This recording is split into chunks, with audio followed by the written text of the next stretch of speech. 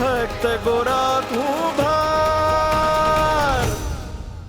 સાંભળો સાંભળો સાંભળો, મહારાજની પ્રતિષ્ઠાને નુકસાન પહોંચાડવાનો દુસ્સાહસ બદલ ગોરાને બાંધકામના પથ્થરો માથે મૂકી રાજમહેલ સુધી પહોંચાડવાની સજાનું ફરમાન બહાર પાડ્યું છે. આ સજામાં ગોરાને જો કોઈ પણ રીતે મદદરૂપ થયું તો એને આકરામાં આકરી સજા ફટકારવામાં આવશે. આ રાજાનો હુકમ છે. નહીં મહારાજ, નહીં, દયા કરો. ગોરા કુમળું ફૂલ છે અને એક કુમળા ફૂલ પર પથ્થરનો ભાર નહીં મૂકો મહારાજ. દયા કરો, દયા કરો. મહારાજ, ગોરાને માફ કરી દો બાપ. એની હામું તો જુઓ. પથ્થરોનો ભાર આ કઈ રીતે ઝીલી શકશે બાપ? કઈ રીતે ઝીલી શકશે? પાણી વહી ગયા પછી પાર ન બંધાય પરમા. આ તારા જ આપેલા સંસ્કારોના લીધે એના માથે મુસીબત આવી છે. આ તારા હલકા વિચારોના લીધે જ એના માથે પથ્થર ઉચકવાનો ભાર આવ્યો છે. મહારાજ, મહારાજ, ગોરાએ જે કીધું એને સપનામાં આવ્યું હતું. સપનાની વાત લઈને આટલી મોટી સજા ન આપો અન્નદાતા. આટલી મોટી સજા ન દો. હે પરમા, આ કઈ સજા નથ. જો એને મૃત્યુદંડ મળ્યો હોત ને તો તને સમજાતું. મહારાજની દયાના ગુણગાન ગાવાને બદલે તું એમની સજાનો અસ્વીકાર કરે છે. આ તો રાજાનો ઉપકાર કહેવાય કે એને તારા દીકરાને જીવતો રાખ્યો. રાજા તો દયાના સાગર છે, સાગર. બોલો સુરસીજી મહારાજનો જય. બોલો સુરસીજી મહારાજનો જય. બાપા, મારાથી પથ્થર ન ઉચકાય. પથ્થરથી મમ્મા તો ફૂટી જાય. એ ગોરા, સજા તો ભોગવવી જ પડશે. એટલે મૂંગે મોડે સજા પૂરી કર. કાલે પૂગી જજે કૃષ્ણ મંદિરની પાસે.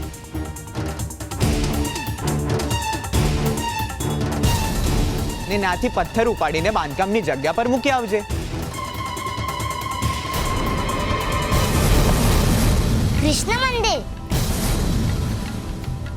તો હું સજા ભોગવીશ. હું કૃષ્ણ મંદિરે જઈશ, હું પથ્થર ઉપાડીશ.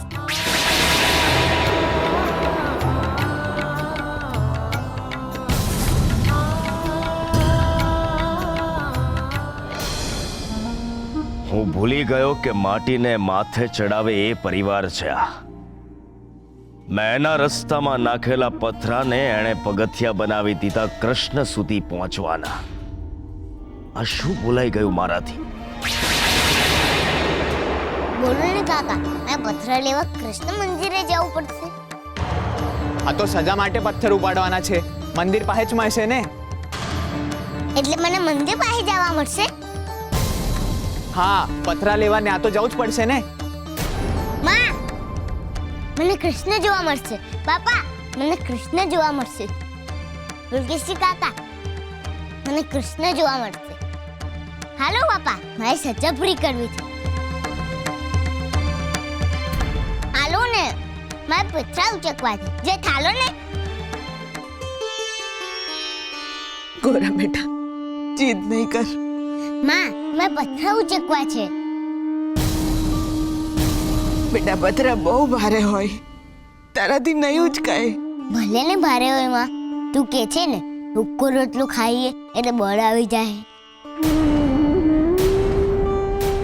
કાલે જ મેં હુક્કો રોટલો ખાતો હતો એટલે જો મારામાં બળ આવી ગયું. જુઓ બાપા, મારા શરીરમાં તાકાત આવી ગઈ. પુલકેશી કાકા, જો મારા શરીરમાં તાકાત આવી ગઈ. મહારાજ, આ નાના છોકરા સામે તો જુઓ.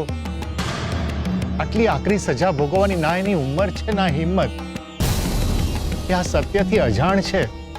એ પથ્થરો ઉપાડી તો શું હલાવી પણ નહીં શકે. જે સજા એને મળી છે એનું એને જ્ઞાન પણ નથી. મહારાજ, મહારાજ, એની નિર્દોષતા તરફ જોઈને આટલી આકરી સજામાંથી એને મુક્ત કરો મહારાજ. હા મહારાજ, દયા કરો. આ કુમળા ફૂલને આવી આકરી સજા નહીં આપો, નહીં આપો. માં, આ સજા નથી, મજા છે. કૃષ્ણને મળવાની મજા. મારે કૃષ્ણ મંદિરે જવું છે એટલે મારે સજા ભોગવવું. નહીં ગોરા, લ્યો બોલો.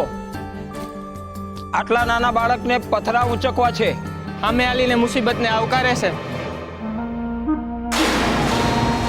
આ કેવો નિર્ણય લેવાઈ ગયો મારાથી.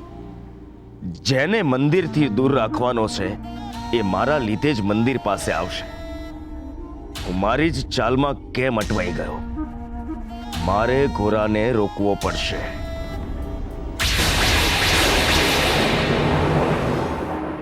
મને રોકીશ નહીં, મારે ઉઠાવવા છે પથરા. ગોરા નહીં. હવે એક પણ શબ્દ નહીં બોલ.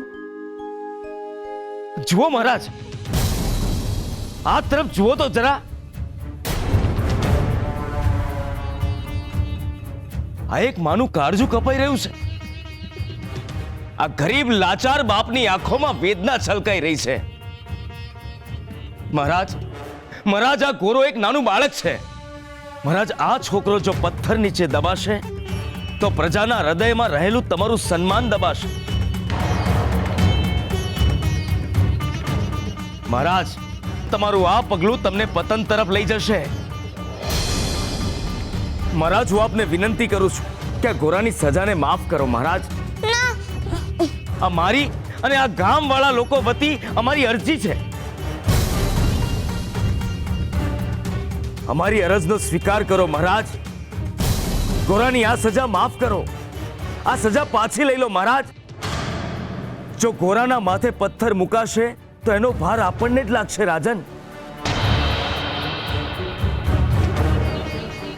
આ ગોરા તો નાદાન બાળક છે, એની નિર્દોષતા તો જુઓ. મહારાજ, જો આ બાળકને સજા થશે તો અનર્થ થશે, પ્રજામાં આક્રોશ ફેલાઈ જશે. જો આ છોકરાના માથે પથ્થર ઉચકાવશો તો તમારી પ્રતિષ્ઠા ઉપર પથ્થર ફેંકાશે.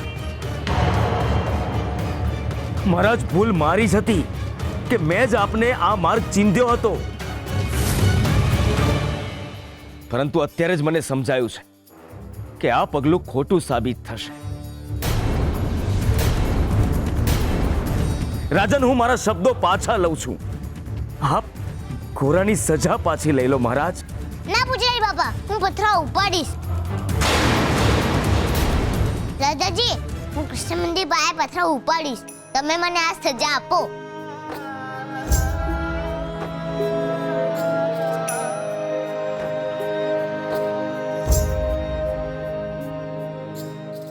હરિવીર હે કે મેં જીવાશે છે અંતરનો નાદ, છે અંતરનો નાદ. ગાવું તારું નામ વાલા, પ્રીતિ છે તુજને સાથ, પ્રીતિ છે તુજને સાથ. જેમ સુદામા સાથે કીધો એવો ચાહું સાથ, મારા તારણ હાર, મારા નાથ, તારણ આ કેવું? ગોરાના માર્ગમાં પથ્થર નાખનાર જ એના માર્ગમાંથી પથ્થર દૂર કરે છે.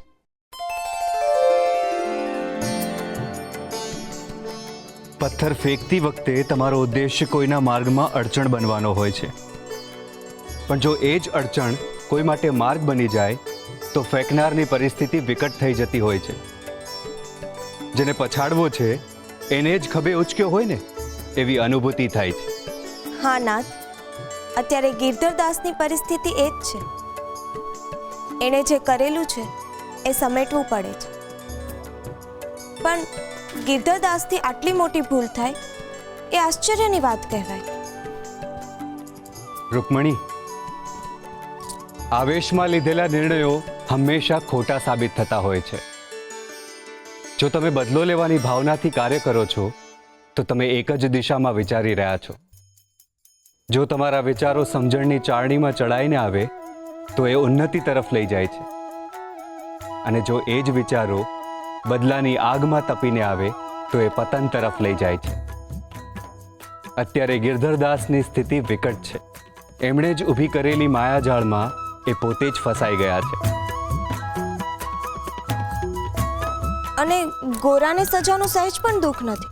જેના માટે શિખર જ લક્ષ્ય હોય એને ચઢાણનો ક્યારેય ડર નથી લાગતો. તમે જોયું ને રૂકમણી, પથ્થર ઉપાડવાની વાત સાથે ગોરા કેટલો ઉત્સાહમાં આવી ગયો. ગોરાના ઉત્સાહનું કારણ તમે છો નાથ. ફક્ત તમારા દર્શનની ઘેલછા ગોરાની સજાના દુઃખને આનંદમાં ફેરવી રહી છે. મહારાજ, આટલા નાનકડા બાળકની ઈચ્છાને આધીન થઈને આટલી આકરી સજા એને ના આપી શકાય.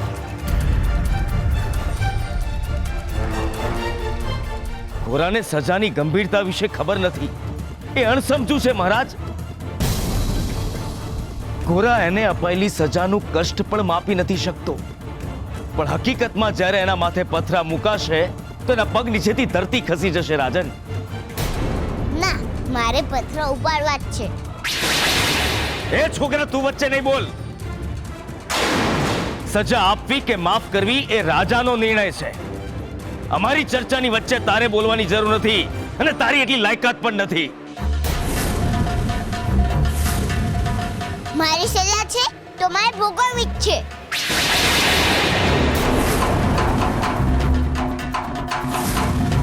તમે દોડા કાઢીને ડરાવશો તો પણ મારે સજા ભોગવવી જ છે.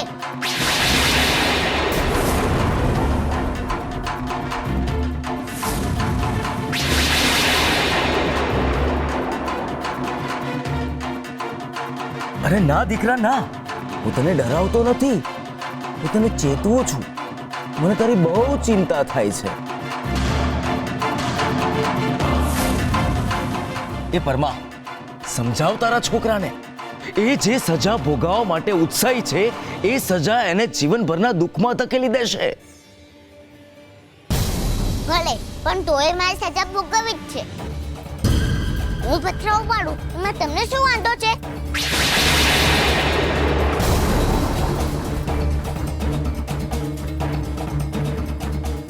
અરે ના બેટા ના. અરે તું તો છે ફૂલ જેવો અને વાત પથરા ઉપાડવાની કરે છે. અરે પથ્થરના ભાર નીચે તું દબાઈ જઈશ. પર્વત નીચે દટાયેલા મૃગલાની જેમ તું તરફડીશ. બાપા કહે છે કે કૃષ્ણ ભગવાને ગોવર્ધન પર્વત ઉપાડેલો તો હું પથરા ઉપાડી શકીશ ને? નહીં ઉપાડી શકે. મહારાજ, આ સજા ગોરાને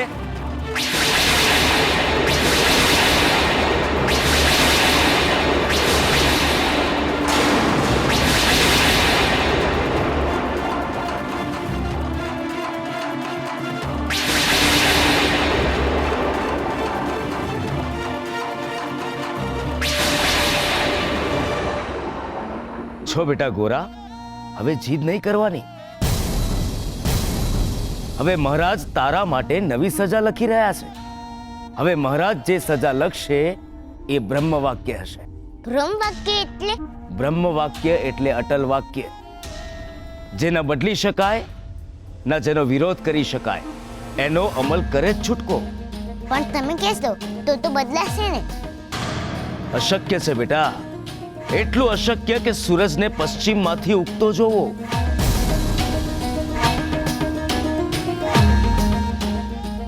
વાહ ગિરધરદાસ વાહ. સાપ પણ મરી ગયો અને લાકડી પણ નહીં તૂટી. હવે આ પાપીને સજા પણ થશે અને એ મંદિરે પણ નહીં જઈ શકે. શ્રી હરિ નમો નારાયણાય.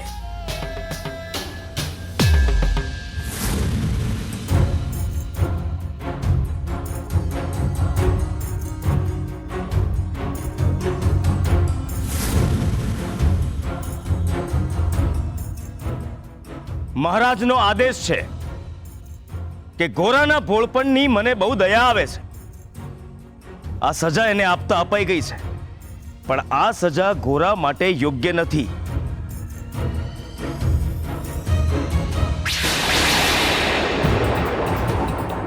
હું રાજના નિયમોથી બંધાયેલો છું. એકવાર જાહેર થયેલી સજા જો અપરાધી પોતે સ્વીકારે અને અપરાધી પોતે જ સજાની માંગણી કરે તો એ સજા માફ પણ ન કરી શકાય ને બદલી પણ ન શકાય.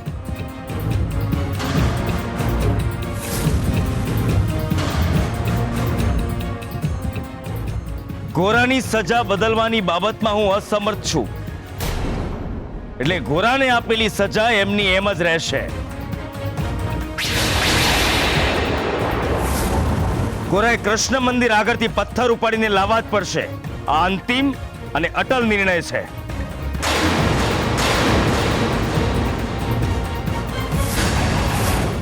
જય બાપા, તમે કહ્યું તું ને કે રાજાજીએ લખેલું ન બદલી શકાય, તો કાગળમાં લખ્યું છે કે મારે સજા ભોગવવાની છે, તો હું ભોગવીશ. આપણા રાજાજી બહુ સારા છે. હું કૃષ્ણ મંદિર જઈશ ને હું સજા ભોગવીશ. ગોરા,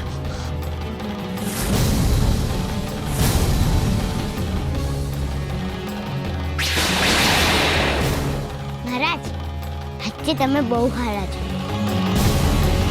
પેલા જોરાવાળા રાજાજી કહેતા હતા કે તમે સાચો ન્યાય કરો છો. આ કેવી આશ્ચર્યજનક ઘટના છે. સજાનો આટલો આનંદ. આ છોકરો મહામૂર્ખ છે અથવા અતિશય બુદ્ધિશાળી છે. સમજી નથી શકાતું આ બાળકનું વર્તન. બોલો મહારાજનો જય બોલો મહારાજનો જય.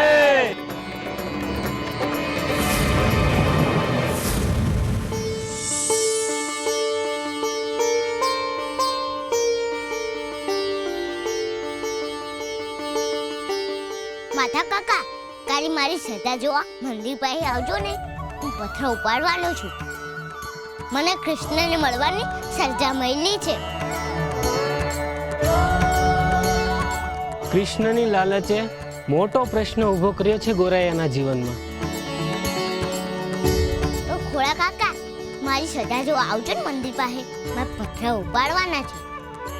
ભગી કાકી, તમે આવજો મારી સજા જોવા.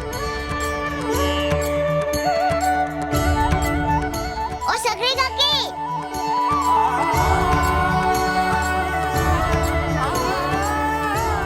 તમે આવજો ને મારી સજા જોવા.